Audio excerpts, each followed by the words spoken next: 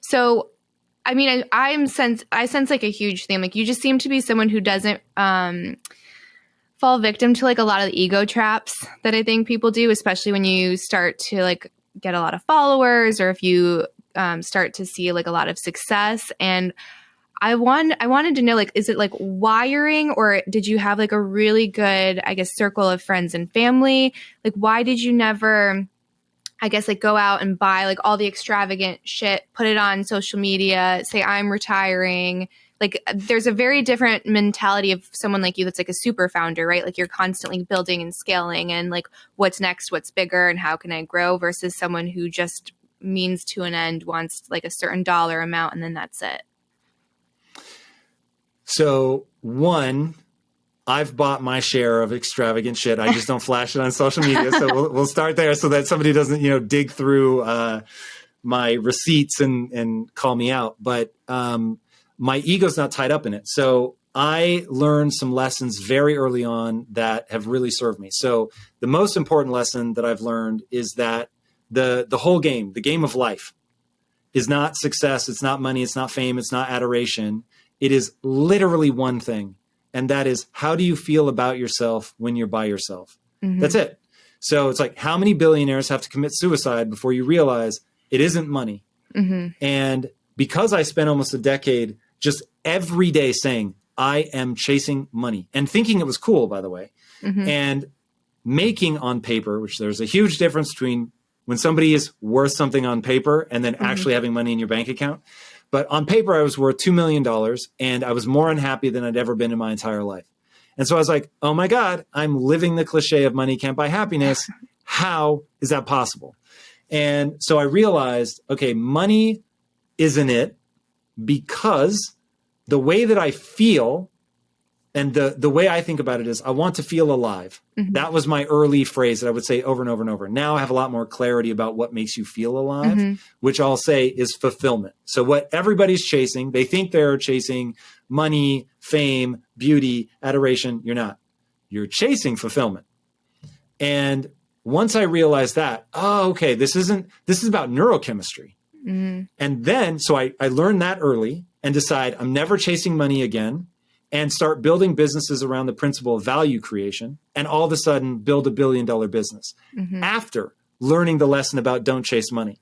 So now, and here's the most fascinating thing about the way that I got wealthy, it was through equity in a company, which means you're building up. I'm worth hundreds of millions of dollars on paper. But mm-hmm. in reality, I'm driving a beat up Ford Focus with a leaky exhaust, and I'm borrowing rides home from my employees, right? That was my reality. So that'll keep you humble real quick. And then one day, the paper money actually becomes bank account money. Mm-hmm. So literally one day, my wife and I are in our garage gym with spiders everywhere and hitting refresh on our banking app until all of a sudden, boom, a lot of commas and zeros. Wow. And in that moment you go, and I feel exactly the same. Every insecurity that I had 3 refreshes ago when I was poor, mm-hmm. I still have now that I'm rich. And I was like, oh my God, this is so important to understand that money is a narrative you tell yourself about other people. You look at somebody that's wealthy and you think, oh my God, I want to be like them. They're so cool. They got the big house. They've got the flashy car. They can buy whatever they want, flying first class. You're walking by them on your way to the, back seat by the bathroom. Like, oh, one day I'm going to be as cool as them. Mm-hmm. And then you get the money and you realize, oh man, that was just a story that I told myself about them. I'm not actually in their head. So they have insecurities, they have fears, they have hopes, they have dreams. They should be chasing fulfillment, though they're probably not. And so I was like, okay, now I completely understand money, because it's easy to say money's not everything when you're broke. Mm-hmm. But when you've got money and you're like, I've actually been on both sides. And now I realize money's extraordinarily powerful, more mm-hmm. powerful than people realize, mm-hmm. but it's not what they've been told. It cannot ever touch how you feel about yourself. It won't change your self-esteem. It won't make you think you're cooler. It won't remove a single insecurity.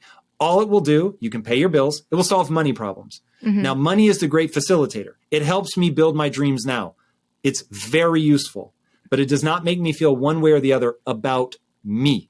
And so once you realize this is a game of neurochemistry, then it's like, well, what do I actually have to do to manage my neurochemistry in the way that I want it managed? And so to retire, to buy an island, which my wife and I could have literally bought an island and retired and never worked a day again. But I knew that I need to have meaning and purpose in my life. And that the only way to have meaning and purpose is to engage deeply. So then it became a question of, well, now you have enough money to do whatever you want, but whatever you want is about meaning and purpose. So what are you going to build that gives you tremendous meaning and purpose? And so then we created the ultimate company that would give us meaning and purpose, allow us to engage deeply, and I'll even define fulfillment. So fulfillment is working really hard to garner a set of specific skills that matter to you that then allow you to serve yourself and other people. And when you work really hard to develop a set of skills that allow you to serve not only yourself, but other people, you will feel fulfilled even when you're failing. It's crazy. And I always tell people the question to ask isn't, what would I do if I knew I couldn't fail? The question to ask is, what would I do and love even if I were failing? Now, if you put your time and energy into that, because I can't guarantee you'll be successful. I can guarantee that you're going to struggle. I can guarantee that it's going to be hard. And if you love the hard, well, now you're winning. There's no way for you to lose. But that's about meaning and purpose. That's about neurochemistry. That's about fulfillment. And so I had learned all of that when I was broke.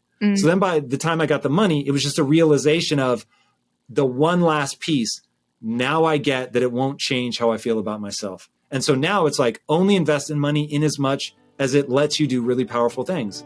But it won't change the thing that really matters, which is, do you respect yourself?